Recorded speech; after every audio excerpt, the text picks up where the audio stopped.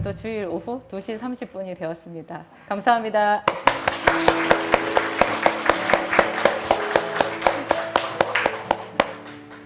광고 들으셨겠지만 다음 주 2시 30분에는 저희가 이제 버스를 타고 가고 있을 거예요. 그래서 아쉽게도 다음 주 2시 30분에는 이곳에서 하지는 못하고요. 오늘 또 2배로 은혜 많이 받으시기를 바라면서 오늘 본문 말씀, 아멘 소리 좋네요. 본문 말씀 잘 안 읽는 부분인데요. 저희가 구약성경 말라기 바로 앞에죠. 스가랴서 3장 1절부터 7절까지 함께 읽겠습니다.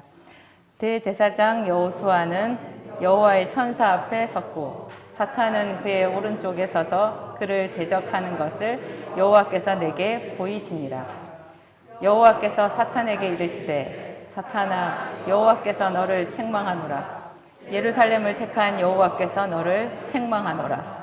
이는 불에서 꺼낸 그슬린 나무가 아니냐 하실 때 여호수아가 더러운 옷을 입고 천사 앞에 서 있는지라. 여호와께서 자기 앞에 선 자들에게 명령하사 그 더러운 옷을 벗기라 하시고 또 여호수아에게 이르시되 네가 너의 죄악을 제거하여 버렸으니 네게 아름다운 옷을 입히리라 하시기로 내가 말하되 정결한 관을 그의 머리에 씌우소서 하매 곧 정결한 관을 그의 머리에 씌우며 옷을 입히고 여호와의 천사는 곁에 섰더라. 여호와의 천사가 여호수아에게 증언하여 이르되 만군의 여호와의 말씀에 네가 만일 내 도를 행하며 내 규례를 지키면 네가 내 집을 다스릴 것이요 내 뜰을 지킬 것이며 내가 또 너로 여기 섰는 자들 가운데 왕래하게 하리라. 아멘. 아멘. 좀 충격적인 장면이죠. 많이 충격적이에요. 저는 그랬어요. 대제사장 여호수아가 두 사람이 있어요. 우리가 주로 아는 여호수아는 모세오경 바로 뒤에 나오는 그 모세의 제자 여호수아잖아요. 여기서 나오는 여호수아는 그보다 훨씬 뒤에 지금 이스라엘이 다 멸망하고 바벨론에 포로로 끌려간 이후의 이야기예요. 그때 이제 스가랴라고 하는 선지자, 그러니까 말라기 바로 앞에 스가랴니까 굉장히 뒷부분이라는 걸 알 수 있죠. 스가랴라는 선지자가 활동할 당시에 이제 이스라엘 백성의 지도자, 대제사장이었어요. 그때 이제 이스라엘 나라는 그 예루살렘은 하여튼 멸망당하고 난 뒤였고요. 이때였는데 대제사장 여호수아에 대한 환상을 스가랴가 본 거예요. 스가랴라는 이 선지자가 보니까 대제사장 여호수아가 여호와의 천사 앞에, 그러니까 하나님의 사자 앞에 서 있는 거예요. 그랬는데 세상에 그 오른쪽에 여호수아의 오른쪽에 사탄이 서 있는 거예요. 여호와의 천사가 있고 여호수아가 있는데 그 오른쪽에 사탄이 서가지고요 참소를 하고 있는 거예요. 대제사장 여호수아가 어떤 허물이 있는지 무슨 죄가 있는지 그거를 낱낱이 고하고 있는 거예요. 그런데 여러분, 하나님은 정말 우리를 사랑하시잖아요. 정말 우리를 사랑하시거든요. 그런데 또 하나님은 그 사랑과 함께 거스를 수 없는 의의 하나님이에요. 정말 하나님은 거룩하시거든요. 그래서 하나님이 정의와 사랑 앞에 굉장히 갈등하셨어요. 정의만 바라보면 살아남을 사람이 아무도 없어요. 그렇다고 하나님이 사랑을 버리실 수도 없는 거예요. 하나님의 사랑과 이 정의는 항상 같이 가는데요. 그래서 하나님이 괴로우신 거예요. 정말 우리들을 사랑하시지만 우리도 왕 같은 제사장이잖아요. 신약에서 우리를 왕 같은 제사장이라고 하고 너무 사랑하시는데 우리도 세상에서 자꾸 죄가 묻어요. 죄가 묻어요. 그러면 우리가 하나님 앞에 이렇게 서 있을 때 똑같다고 보면 돼요. 옆에 우리의 오른쪽에 사탄이 서 있는 거예요. 그래서 그 사탄이 내 죄를, 내 허물을 요목조목 하나님 앞에 참소를 하는 거예요. 그러면 하나님이 굉장히 괴로우신 거예요. 그 아이들, 주일학교 아이들 성극하잖아요. 크리스마스 이브 날. 그러면 꼭 그런 장면이 있어요. 주인공이 있고, 그 다음에 한 아이가 까만 옷을 입고 뿔을 달아요. 그리고 옆에 또 한 아이는 하얀 옷을 입고 날개를 달아요. 그래가지고 주인공이 막 괴로워하면 그 까만 옷을 입은 그 마귀가 와가지고 막 귀에 속삭거리잖아요. 속삭거리고 점점 더 괴롭고 막 나쁜 행동을 생각해요. 그럴 때 또 하얀 옷을 입은 천사가 와가지고 또 그러지 말라고 이렇게 하면서 뭔가 말을 하고 이런 장면 우리가 익숙하잖아요. 무슨 동화에서 보는 것처럼. 그런데요, 정말 우습게도 우리가 딱 그런 현실 상황에서 살고 있어요. 정확하게 현실 상황에서 살고 있어요. 성경에서 나오는 하나님이 말씀하실 때 악인 있잖아요. 악인. 제가 자주 말씀드리지만 그 악인이 우리 저기 바깥에 있는 악인 아니에요. 악인 아니에요. 하나님의 성경 말씀은요, 믿지 않는 사람들한테는 아예 봉인된 책이에요. 이 책은 믿지 않는 사람들은 볼 수도 없고 하나님은 그 사람들을 염두에 두지도 않아요. 하나님은 자기 백성들에게 관심이 있으신 거예요. 그래서 성경에서 말하는 악인이라는 거, 우리라는 걸 생각하셔야 돼요. 그래서 그 악인들이 이렇다 저렇다 하는 게 하나님이 얘야 너 그렇게 하면은 벌 받아. 내가 말하잖니 그렇게 하지 말고 이렇게 해야 돼. 네 옆에 악한 사람이 있네. 걔가 자꾸 너를 꼬드기네. 너 넘어가면 너도 똑같이 악인데 큰일 나. 그렇게 하지 마. 이렇게 우리한테 이렇게 조곤조곤 얘기하시는 거예요. 성경의 모든 말씀이. 그렇게 생각하고 이 말씀을 보면요, 훨씬 더 우리가 이 말씀에서 버릴 게 없다는 걸 알게 돼요.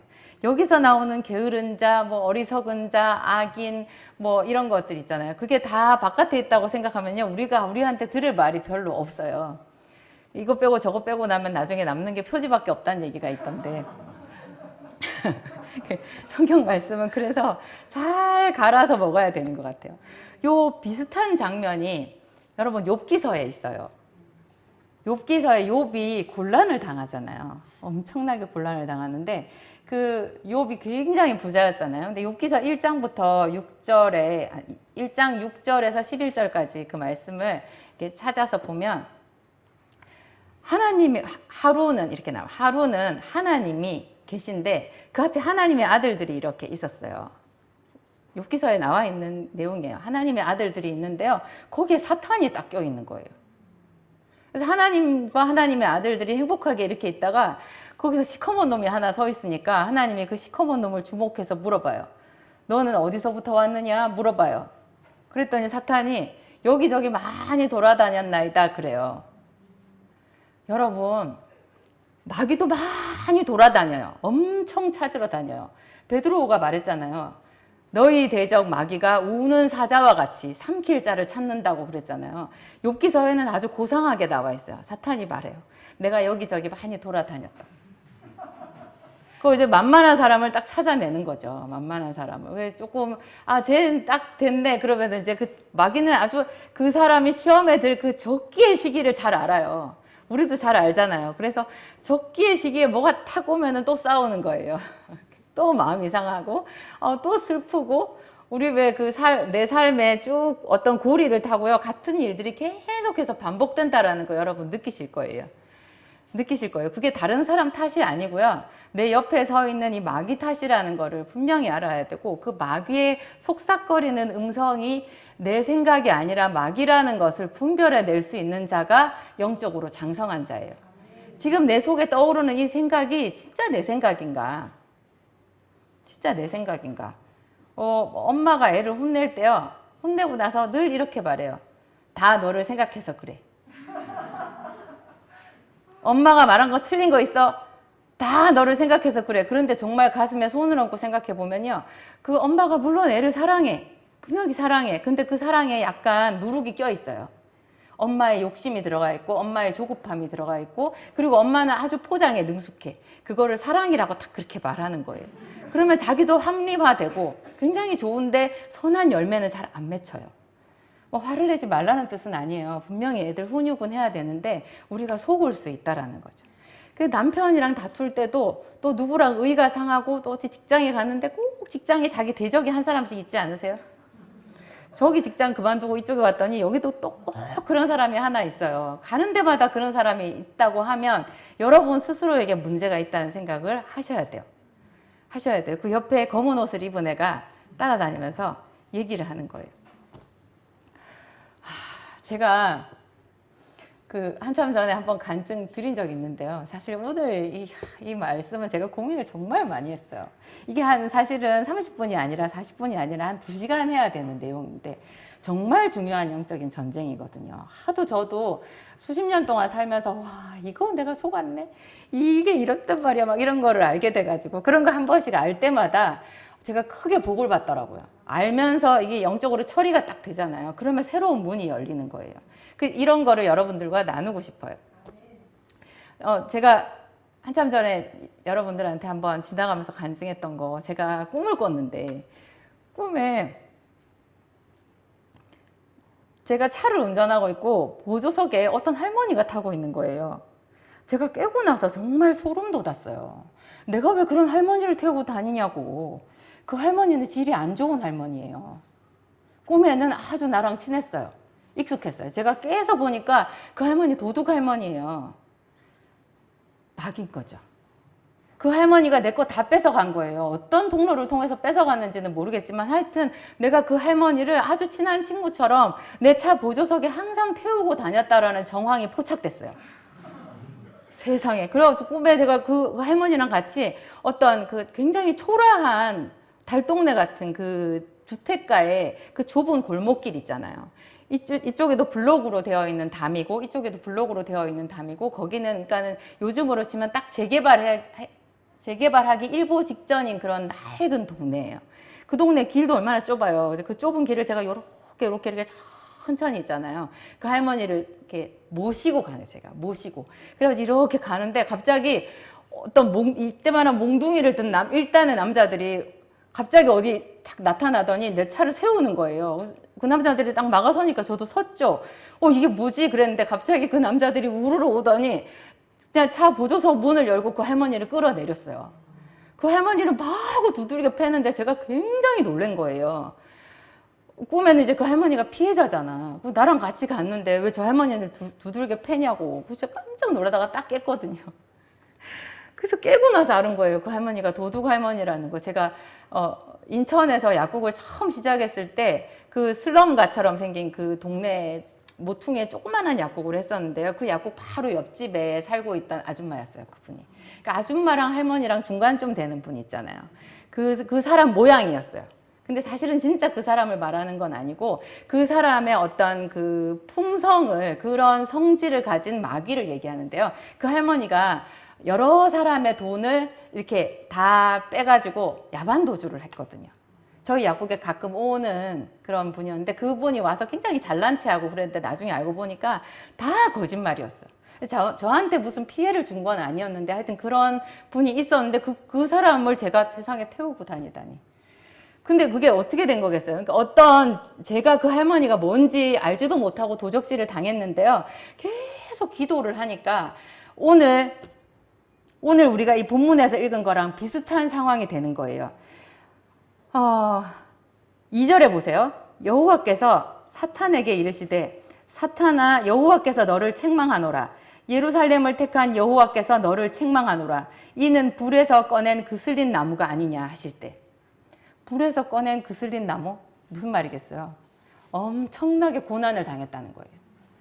여호수아가 지금 마귀에게 참소를 당하고 있는데요. 이 여호수아가 죄값을 몇 배로 치를 만큼 고통을 당했다는 거예요. 죄값을 치렀다는 거예요. 이미 힘들어요. 그리고 계속 여호수아가 하나님 앞에 있잖아요. 하나님 앞에 등을 돌리고 있는 게 아니에요. 하나님 앞에 있어요. 그 사람이 비록 죄를 지긴 했지만 하나님 앞에 긍휼을 구하고 계속해서 기도를 하고 있는데 처리되지 않은 그의 죄 때문에 옆에서 마귀가 계속 참소를 한 거예요.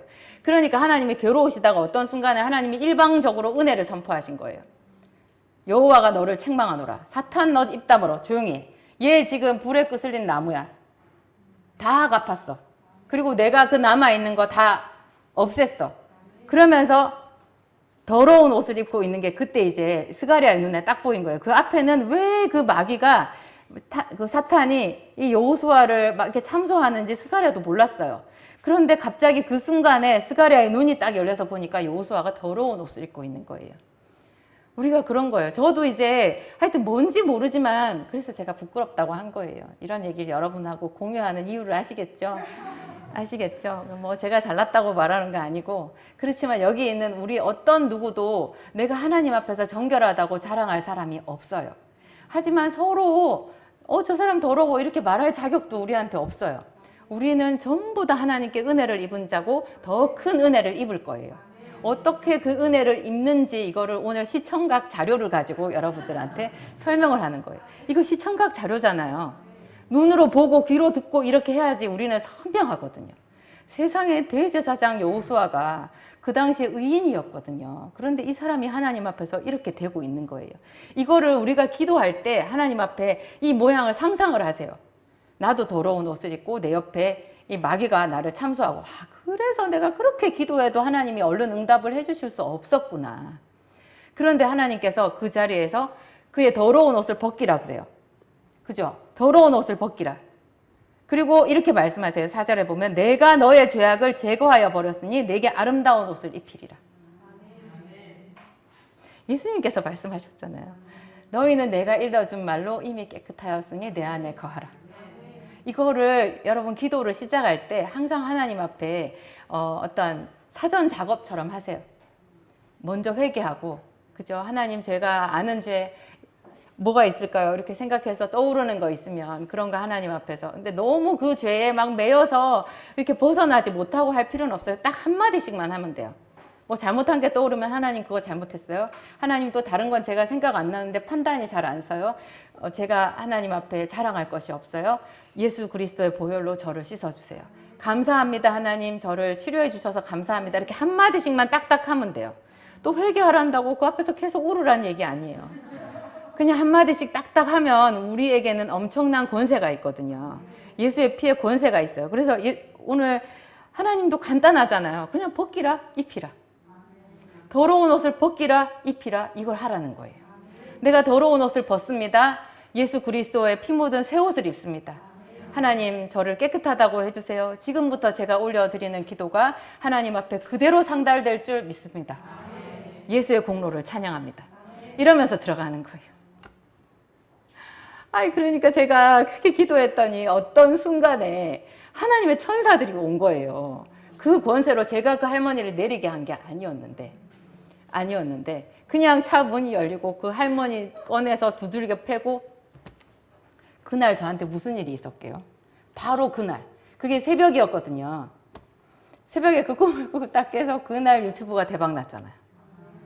그 처음 있는 일이었어요. 제가 2018년도에 유튜브 3월 말부터 시작했는데요. 이 꿈을 꾼 게 초가을이었어요. 초가을 무슨 국경일 날 아침 새벽이었는데요. 이 꿈을 꾸고 세상에 그날 낮에 제가 그 전날 올렸던 유튜브 그때 진작사톡을 딱 열어봤더니, 그때까지만 해도 제 진작사톡이 그렇게 뭐 대단하진 않았어요. 그냥 약국에 가끔 찾아오는 손님이 있을 정도? 그냥 그 정도였는데, 그때 제가 무슨 어떤 제목의 영상을 올렸는지 제가 지금도 기억나는데, 통증, 우울증, 피로회복에 쓰는 바로 이 비타민. 비타민 D에 대한 이야기였는데요. 그 영상이 세상에 엄청나게 있잖아요. 저 처음 보는, 뭐 요즘에는 그 정도 조회수 아무것도 아닌데 그때는 정말 제가 눈 튀어나오는 줄 알았어요. 세상에 그 새벽에 할머니 때려잡고 바로 그 일이 있었던 거예요. 여러분들 잡으세요. 있어요. 다 있어요. 우리가 세상에 눈 멀쩡하게 뜨고 도둑질을 당할 일은 아닌 거예요. 도둑질을 당할 일은 아닌 거예요. 예수님께서 말씀하셨잖아요. 도적이 오는 것은 도적질하고 죽이고 멸망시키는 거라고. 그게 예수님이 한 말씀은요, 약간 저는 이런 생각이 들어요. 과장이 아니라 좀 축소하시는 것 같다고. 우리는 예수님의 말을 좀 많이 과장해서 이렇게 생각해야지 우리 지금 이 현 시대 우리의 분위기랑 맞는 것 같아요. 큰일 난다. 너 도둑이 우글우글해. 너 엄청나게 뺏기고 있어. 조심해. 막 오늘 당장, 지금 당장 뭘 해야 돼. 이렇게 받아들이셔야 돼요. 내가 눈 뜨고 못 보겠어. 나한테 계속 주는데 네 옆에 도둑이 다 갖고 가네. 너는 왜 맨날 내 앞에 와서 울어? 도둑이 다 갖고 가네. 제발, 제발. 그러니까 도둑이 뭔지 알게 해달라고 그러시고, 그리고 도둑이 혹시 뭔지 모르더라도 있죠. 우리가 계속 예수의 이름으로, 예수의 보혈로 매일 기도하잖아요. 그럼 이 도둑이 어느 날 때려잡히는 수가 있어요. 때려잡혀요. 딱 때려잡히면 멀리 갈 것도 없어요. 그날 역사가 일어나는 거예요. 어쩐지 기도를 해도 안 되더라. 어쩐지 이상하더라. 이런 생각이 들면요. 딱 맞는 거예요. 어쩐지 나는 기도하러 갔는데도 왜 그렇게 기도가 안 되나 했더니 요것이네. 이렇게 딱 되는 거예요. 아이고 세상에. 근데요, 그 뒤에 제가 그게 끝이 아니었어요. 제가 왜 요 한 몇 달 전인가 그 얘기하면서 근데 그 할머니 또 있을 것 같다고 제가 그런 말 한 적 있잖아요. 아니 좀 없었으면 좋겠지만 또 어떻게 생각해 보면 그래요. 그 할머니가 또 있다면 좋은 일 아니겠어요? 그러면 그런 거 하나 쫓아낼 때마다 나는 여기서 확 더 올라가는 거예요. 없다고 하면 어떤 분들은 이런 말을 하는 거예요. 아니 성령이 이미 우리 안에 계신데 왜 성령님 오시옵소서 하냐고. 그러면 당신의 지금 상태가 사도 바울의 상태입니까? 성경에 나오는 어떤 믿음의 사람의 열매처럼 그렇게 주렁주렁 하신가요? 이게 단가요? 이렇게 생각하면 더 재미가 없죠. 성령이 우리한테 계시기는 하신데요. 너무 약하게 계신 거예요. 그래서 더 강력하게 온다라고 생각하면, 올 수 있다라고 생각하면 그게 신앙생활의 묘미 아니겠어요? 그렇죠. 이게 다라고 생각하면 이상하죠. 이상하죠. 사도행전적인 교회가 그러면 없는 거잖아요. 저는 제가 성경을 훨씬 더 열심히 많이 읽고 난 뒤에 교회를 갔거든요. 성경을 많이 읽고 난 뒤에 교회를 갔는데 교회 가서 너무 이상했어요. 사도행전에 나오는 교회가 아닌 거예요. 너무 이상한 거예요. 이상하다. 이상하다. 참 이상하네. 그러면서 하여튼 몇 년을 그렇게 생각하다가 나중에 나도 익숙해진 것 같은데 그게 이제 저희가 교회를 제 목사님이랑 둘이서 개척을 하면서 이게 사도행전적인 교회랑 우리가 거리가 멀구나. 정말로 성령의 충만함을 계속해서 구해야 되겠구나. 이것은 뭔가 하나님이 우리에게 은혜를 덜 주시는 게 아니라 우리 안에 성령이 약하게 계신 거구나. 네, 그런 생각이 들었어요. 우리 다 그래서 앞으로 받을 것이 있기 때문에 신앙생활은 즐거운 거예요. 하여튼 이 욥기에 나오는 이 마귀가 사탄이 땅을 두루 돌아 여기저기 다니면서 이제 본 거예요. 근데 아마 그때 하나님께 이 사탄이 여러 사람을 참소를 했을 거예요. 근데 성경은 이제 딱 필요한 것만 말하잖아요. 거기서는 이제 하나님께서 늘 이 사탄이 뭐라고 안 좋은 거 다 얘기하니까 그 사람들 그것 때문에 수많은 사람들이 그 죄에 팔려서 고난을 당하는 거를 하나님이 항상 보실 수밖에 없었던 것 같아요. 근데 이날 하나님께서 딱 반격을 하신 거예요. 네가 내 종 욥을 봤느냐? 하나님이 하시는 반격이죠. 맨날 얘가 와서 그 사람들 죄 지은 거 와서 얘기하고 그러면 하나님이 또 허락해 주실 수밖에 없잖아요. 근데 이제 오늘은 하나님께서 딱 반격을 하면서 내 종 욥을 봤느냐? 그처럼 온전하고 정직하고 그런 사람은 없을 것이다. 이렇게 얘기를 했어요. 그러니까 마귀가 뭐라 그래요? 하나님께서 많이 주셨으니까 그렇죠. 많이 주셨으니까 그렇죠. 그를 한번 쳐서 다 뺏어보라고. 그러면 딱 하나님 앞에 저주할 것이라고 그렇게 얘기하잖아요. 이거 보면요. 세상에 욥 같은 사람이 그런 참소를 당하는데 우리는 어떻게 되겠어요? 하여튼 그 뒤에 이제 제가 아까 말씀을 드리려다가 지금 놓쳤는데 그 뒤에 제가 또 꿈을 꾼 거예요. 비교적 최근에. 이거는 더 창피한데 그러면. 비교적 최근에. 그래서 제가 이 말씀을 꼭 사람들과 나누어야 되겠다. 이게 정말 심각하다. 이 세상에 내가 이렇게 당해왔으면 우리 성도들은 이런 생각이 드는 거예요. 제가 꿈에 어떤 여자랑 다정하게 얘기하면서 길을 걸어가고 있었어요. 정말 날씨도 좋고요. 도로도 깨끗했어요. 정말 한적하고 어떤 선진국의 아름다운 그런 모든 것이 정비되어 있는 도시면서도 번잡하지 않은 깨끗한 그런 어떤 길이었어요. 이쪽에 차도가 있고 그 옆에 인도로 차들도 별로 많이 안 다니고 그랬어요. 어떤 여자랑 길을 걸어가고 있었는데 그 여자랑도 되게 다정했어요. 그 할머니랑 친숙했던 것 같이 이 여자랑 다정하게 걸어가는데 제가 꿈을 깨고 나서 생각해 보니까 저는 꿈속에서 그 여자가 나쁜 여자인지 전혀 몰랐거든요. 꿈을 깨고 나서 생각해 보니까 세상에 그 할머니랑 동족이구나. 얘가 동족이구나.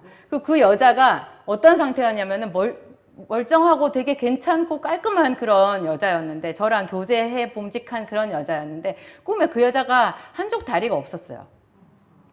한쪽 다리를 이렇게 무릎 아래로 절단을 했는지 아니면 그 다리가 이렇게 접어져 가지고 묶어져 있었는지 한쪽 다리였는데 저랑 이상하게 잘도 걸어갔어요.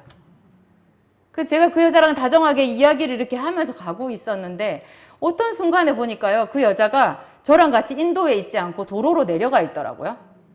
인도에 가까운 그 도로로 딱 내려가 있어요.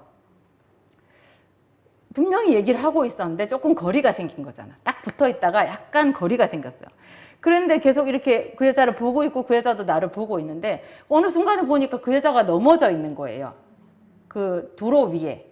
근데 차들이 안 다니니까 도로 위에 그 여자가 넘어졌는데 그 뒤에 저쪽에 세상에 몰랐던 어떤 큰 버스 있잖아요. 큰 버스, 빨간색 버스였던 것 같아요. 완전히 빨간색인지는 모르겠고 하여튼 굉장히 산뜻하고 깨끗한 그런 버스였어요.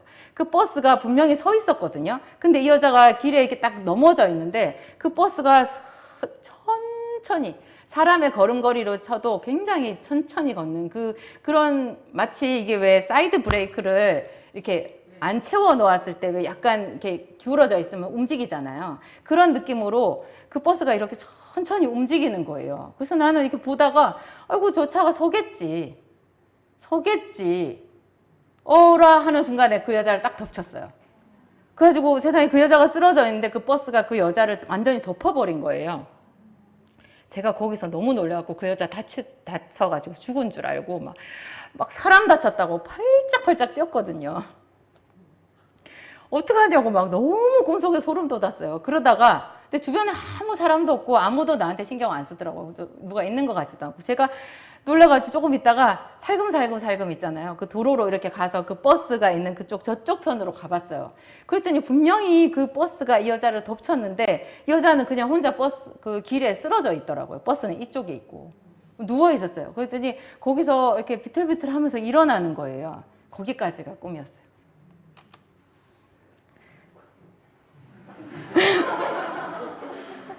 여러분 이거 심각한 거 생각나세요? 이 꿈도 꿈인데 그거를 하나님께서 저는 확신해요. 하나님이 딱 해석해 주셨어요. 항상 해석은 꿈을 깬 직후에 하나님 이게 뭐죠? 물으면 바로 와요. 언제나 그래요. 하나님 이게 뭐죠? 물어요. 뭐죠? 딱 물었더니 뭔지는 모르지만 그 여자가 항상 있잖아요. 제 옆에서 제 귀에서 속삭거린 거예요.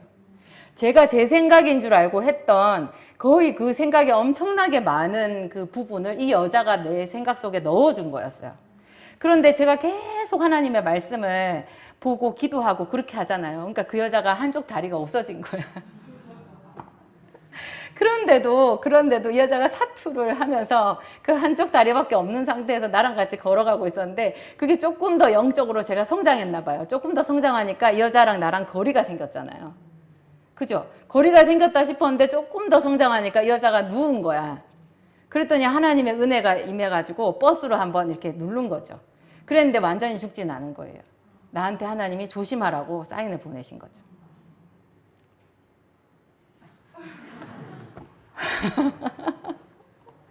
그래서 제가 그 다음부터 내가 생각하고 하루 종일 무슨 생각을 하는가, 내가 하루 종일 내 마음이 어떤가 이거를 정말 자세히 현미경으로 들여다보듯이 점검을 해보게 됐어요.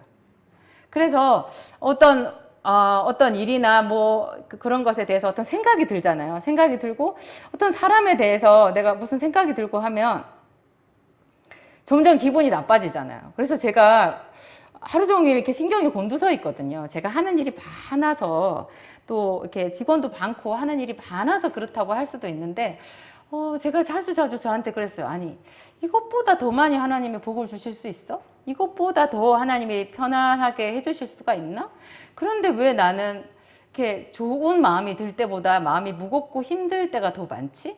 왜 다른 사람들은 내가 보면 항상 좋아 보이는 것 같이 그렇게 생각을 할 텐데 나는 매 순간 좋을 때보다 힘들 때가 훨씬 많고 피곤할까?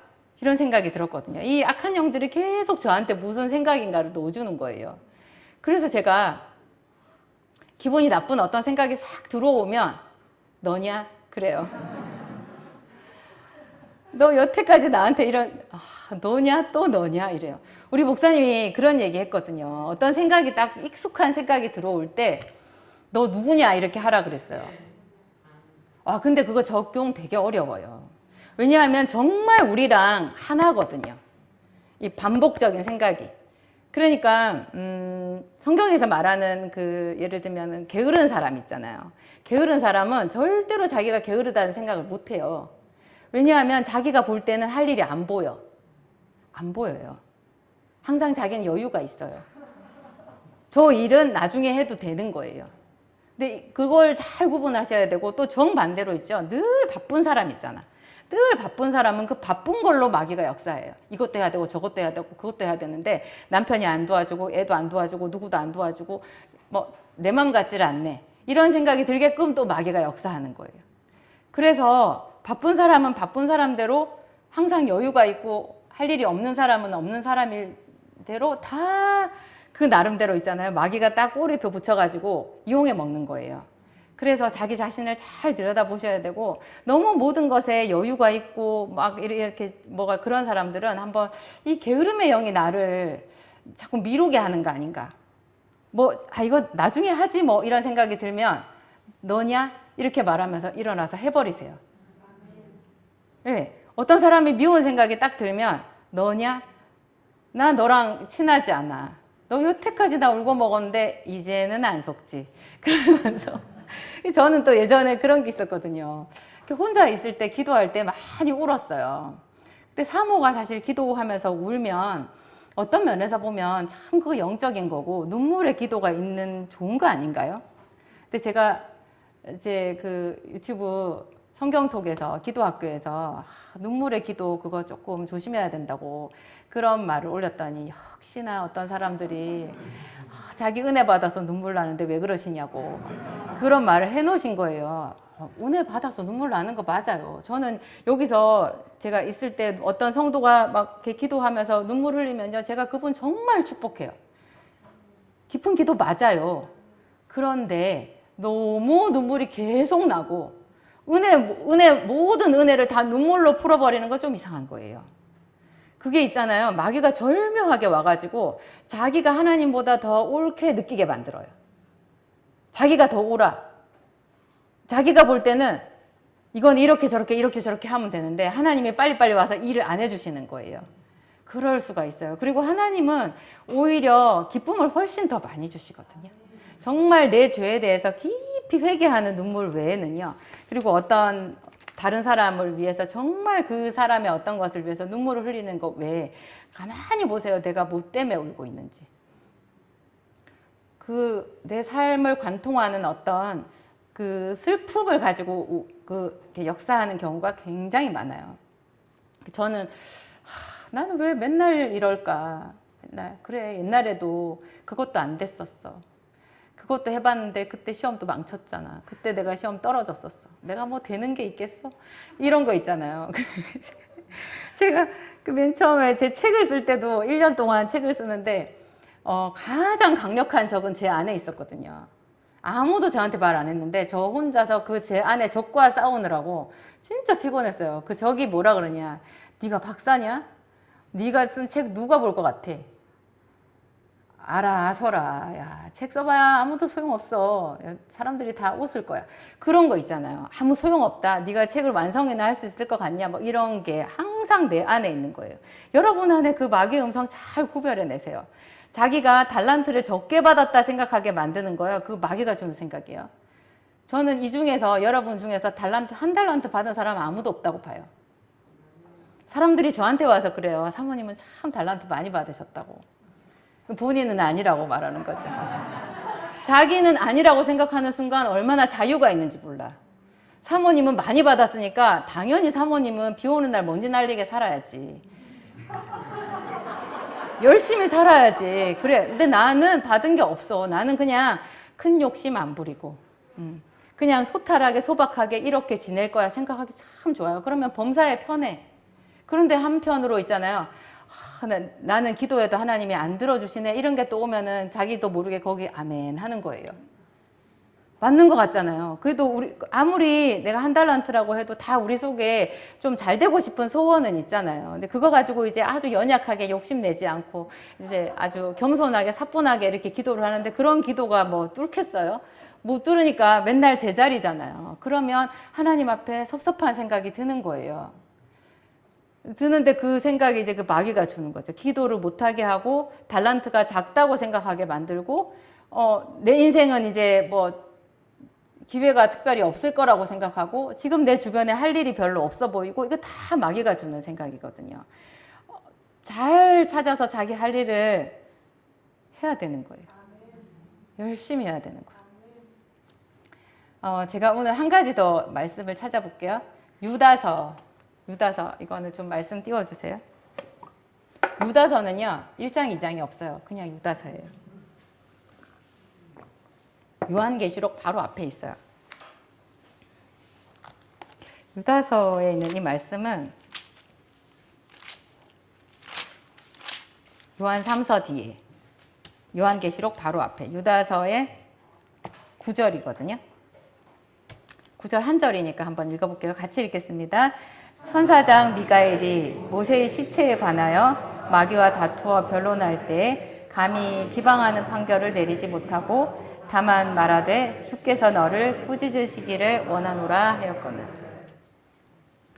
모세의 시체라는 말을 여기서 이렇게 우리가 볼 수 있어요. 이런 얘기 들어보셨어요?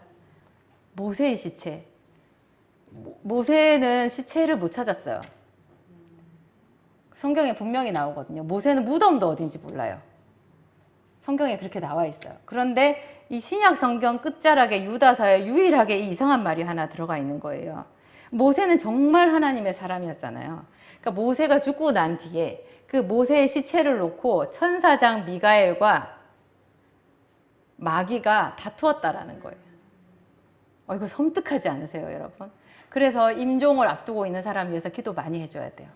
그 사람이 막 임종하시고 난 뒤에 그 애도 기간, 장례식 치를 때 있잖아요. 그때도 기도를 해줘야 된다는 생각이 저는 조심스럽게 들어요. 마귀의 시체를 놓고, 모세의 시체를 놓고 마귀와 천사장 미가엘은 군대잖아요. 이 마귀가 와서 세상에 하나님의 사람 모세를 끌고 가려고 한 거예요. 이것도 참소거든요. 모세같이 완벽한 사람을 참소를 하면 우리는 어떻게 되겠어요? 당연히 하나님의 천사장이 이겼죠. 그래서 모세는 하나님의 품에 갔어요. 어떻게 우리가 알 수 있어요? 그래야지 사실 맞는 말이고, 나중에 신약에 예수님이 변화산에서 모세 보잖아요. 그죠? 엘리야와 모세를 보잖아요. 당연히 결론은 해피엔딩인데 이렇게 다툼이 있었다라는 거예요.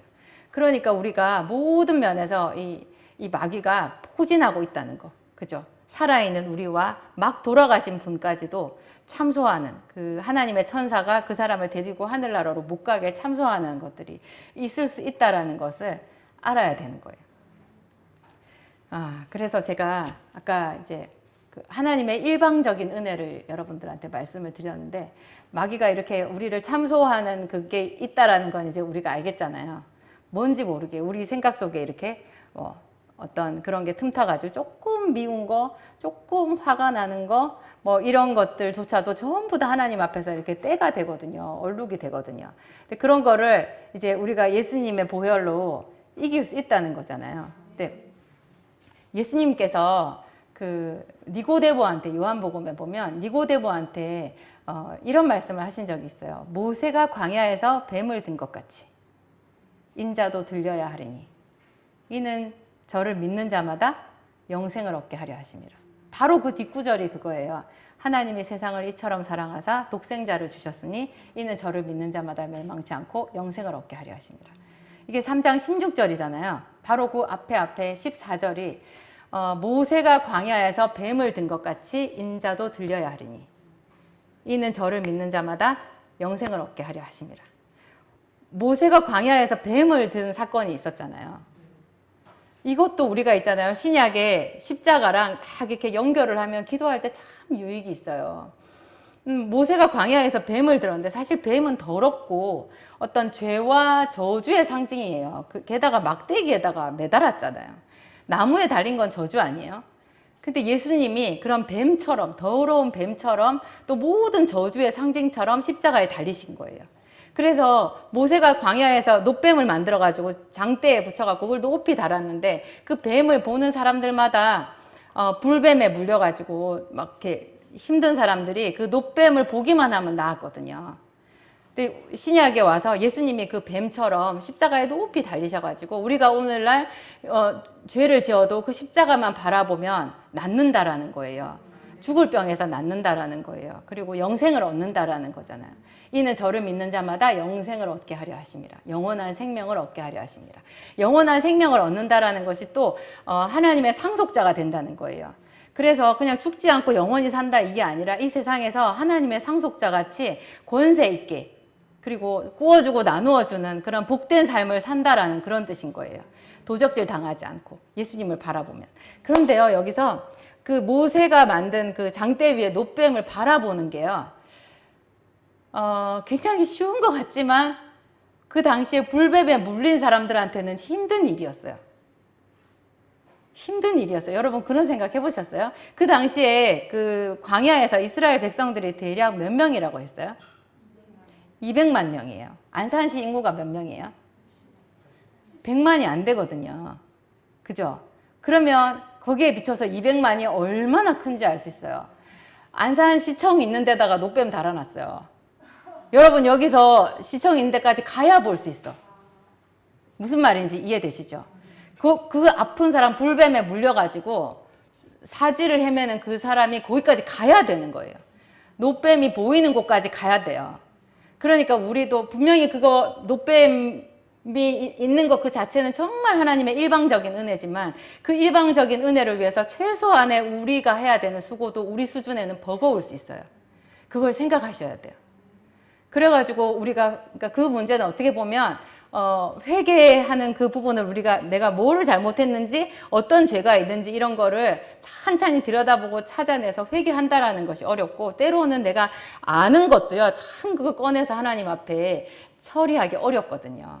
우리가 아는 것도 많잖아요. 정말 용서할 수 없는 어떤 사람, 그죠? 뭐 굉장한 아픔을 겪은 사람들이 있잖아요. 그 속에서 헤어나오지 못하는 그런 경우들이 있는데 그 사람들이 놋뱀을 바라보는 것이 수암동에서 기어가지고 시청까지 가는 거 아닐까요? 그죠? 여기서 시청까지 기어서 갈 수 있어요? 그렇지만 거기까지 가면 낫는 거예요. 우리가 십자가를 바라보는 것도 그렇게 강력한 하나님의 은혜지만 어떤 면에서는 우리가 땀을 뻘뻘 흘리고 정말 눈물 콧물 다 쏟고 그렇게 뭐 작정기도 하고 이렇게 해가지고 어려운 과정을 수고롭게 통과해서 얻는 것일 수도 있다라는 거를 생각하셔야 돼요. 그래서 우리가 더 기도에 몰입해야 되고 그렇죠. 그렇지만 즐거워요. 할머니 하나 잡을 때마다 여러분 바로 여러분의 세계에서 뭔가가 나타난다라는 걸 생각하시면 때려잡자 할머니. 나쁜 할머니. 그 젊은 여자도 있어요. 남자도 있어요. 남자도 있고 여러 모양으로 있거든요. 마귀는 그냥 아주 이렇게 변신의 그냥 귀재예요. 여러분들 기도하실 때요. 용감한 분들은 이렇게도 기도해 보세요. 하나님 저도 보여주세요. 저도 보여주세요. 뭔지 보여주세요. 제가 전심으로 하나님의 말씀에 최선을 다해서 기도해가지고 저도 꼭 축복의 통로가 되도록 하겠습니다. 이렇게요. 오늘 기도하겠습니다. 하나님 아버지, 좋으신 하나님 아버지, 대제사장 여호수아의 더러운 옷을 하나님께서 벗겨주셨습니다. 그가 이미 그 죄로 인하여서 너무나 큰 고난을 당하였다고 사탄을 책망하셨습니다. 주 예수님께서 우리를 위하여 죄의 값을 다 치러주셨고 놋뱀처럼 높이 달려서 주를 바라는 모든 자들에게 하나님 구원이 되셨습니다. 그 은혜를 참으로 감사합니다. 하나님, 우리는 하나님을 사랑하면서도 하나님께서 주신 말씀을 제대로 잘 깨닫지 못하고 나도 모르게 간음자와 동료가 되기도 하고 나도 모르게 도둑과 연합하기도 하고 거짓말하는 자들과 하나님 함께 어울렸던 적도 있을지 모르겠습니다. 우리 아버지 생각나게 하여 주시옵소서. 그리고 더 열심히 주의 이름을 부르겠습니다. 하나님, 일방적인 은혜로 여호수아에게 거룩한 옷을 입히시고 정결한 관을 씌워주셨던 것처럼 오늘 우리에게 예수님의 보혈을 덮어주시고 우리를 정말 하나님의 왕 같은 제사장으로 그렇게 거듭나게 인도하여 주시옵소서. 아버지, 우리가 알지 못하고 마귀에게 도둑질을 많이 당하여서 가난한 채로 살아왔습니다. 하나님, 자녀들에게 그래서 줄 것이 없고 주변에게 하나님 나누어 줄 것이 없는 채로 여기까지 왔습니다.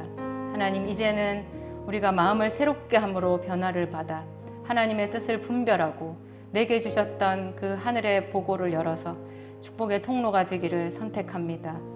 하나님, 마음을 다하고 뜻을 다하여 기도하고자 하오니 성령을 부어 주시옵소서. 성령님은 기도의 영이십니다. 예수 그리스도의 영이십니다. 지혜와 총명의 영이시고 재능과 모략의 신이십니다. 하나님, 우리를 지혜롭게 하시고 이 세상에서 승리하도록 도와주시옵소서. 오늘 우리가 전심으로 주님 앞에 기도하겠습니다. 성령님 초청합니다. 이 자리에 초청합니다. 하나님 함께하여 주시옵소서. 예수님의 이름으로 기도하였습니다.